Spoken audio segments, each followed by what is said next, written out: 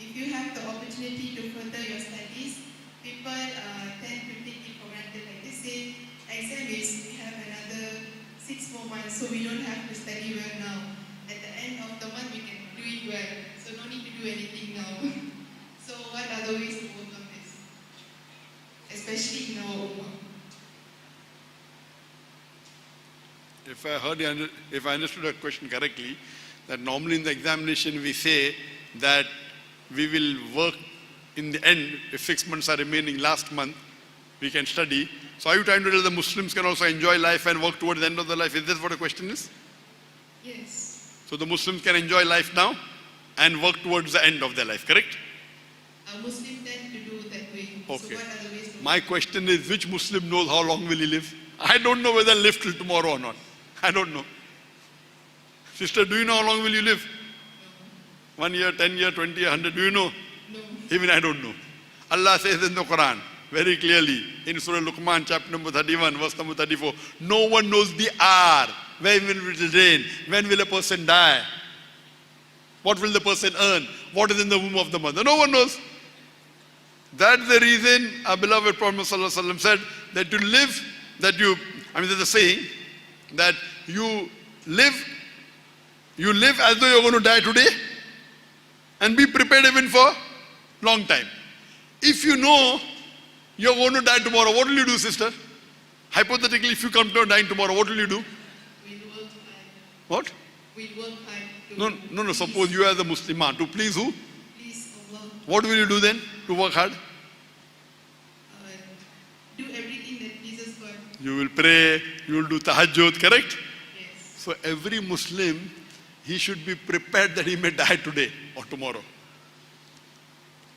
See to it, at least you do your faraiz.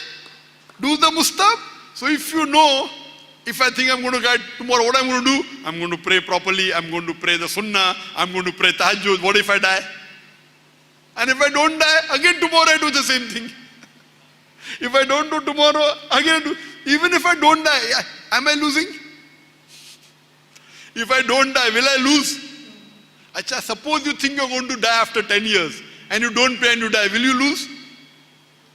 You lose what? You lose Jannah. So my win-win situation. Number one, when I'm praying, I get serenity.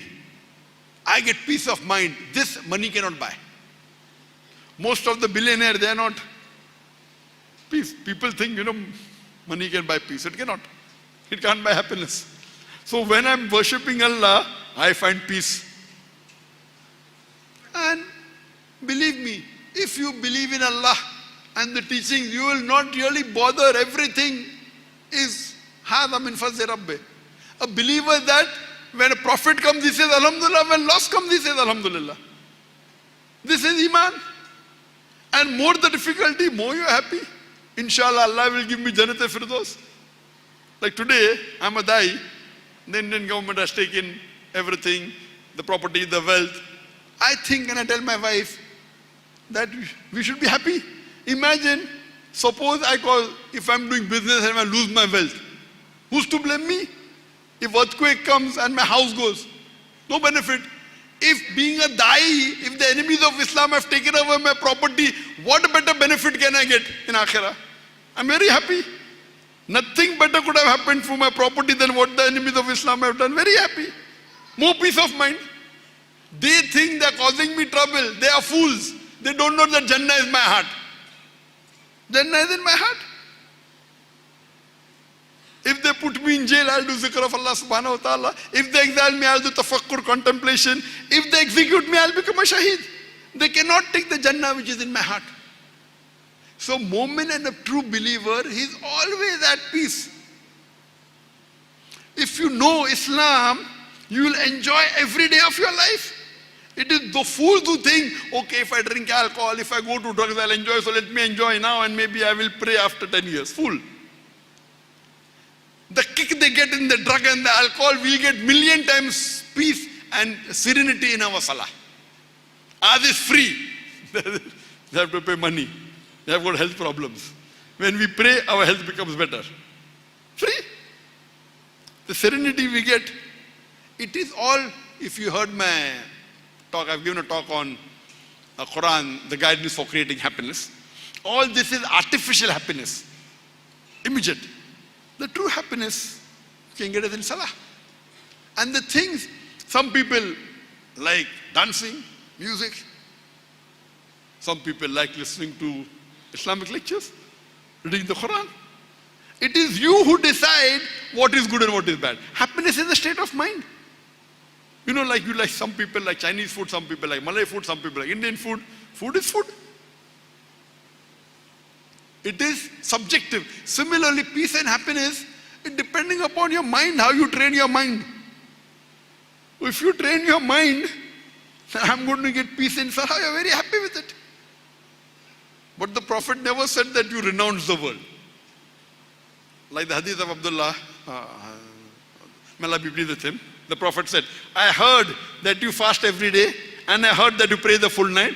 He said, yes, Ya Rasulullah. He said, fast one day, don't fast the other day. Pray part of the night, sleep part of the night. Because your body has right over you, your wife has right over you, and your guests have right over you. So Islam doesn't believe in excesses. Islam doesn't mean you renounce the world.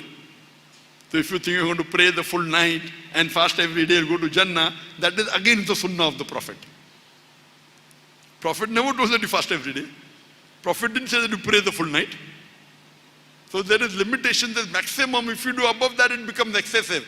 Allah says in the Quran in Surah Nisa chapter 4 verse 171, Allah says, La taghlu fi dinukum. Do not commit excesses in your religion. Committing excesses is also haram. There is a minimum, maximum. Minimum salah is 5 times salah. Minimum. Minimum salah. 17 plus 3, 20 minimum. Then you can do. You want to pray more? Okay, 12 rakat mustahab salah. Then tahajjud, another 8 rakat. It's tahajjud there. The best salah after the 5 times salah is the night salah. Tahajjud will come first, then would come 12 rakat. Sunnat Muqaddam. You want to read more? Okay, 4 rakat salatul duha, ishraq salah. Want to pray more? Oh, Sunnat Ghair Muqaddam, 8 rakat. But you cannot still pray the full day. So minimum, okay fine, you want to come to the mosque and pray, that's a requirement. If you come to the mosque and pray only 5 times, okay, you may require 2 hours a day. If you want to pray more tahajjud, etc., and Sunnat Ghair Muqaddam, maybe 3 hours, Ghair Muqaddam, maybe 4 hours. There is limit, minimum so and so, maximum, you can't do above that. So everything in Islam, fasting, you can't fast every day. Minimum fasting is the month of Ramadan, 29 or 30 days, minimum. You want to fast more? The best after the fast of Ramadan is the fast of Muharram. After that, the fast of Ashura. You want to keep more? Okay, the fast, 10 days of Dhul Hijjah. Want to fast more? Shawwal fast. Want to fast more? Okay, the white days, Ayyamul Bid, 13, 14, 15th of every month. Want to fast more? Monday and Thursday. That's what the Prophet did. This is the Sunnah. If you want more, then the fast of Dawud alayhi salam every alternate day. Beyond that you cannot do. This is the limit. So everything in Islam, minimum and maximum is there. But you'll only know if you have knowledge, if you read the Quran and Hadith. So if you think like those people who are fools, that I will only study towards the end, we ask them, when is the end? We don't know. So in this, you tell that person, for you, your examination is only once a year. Our examination is every day. The difference is their examination is once a year. So maybe you can fool the teacher and study only towards your examination. Our examination is every day, every hour, every minute. Hope that answers the question, sister.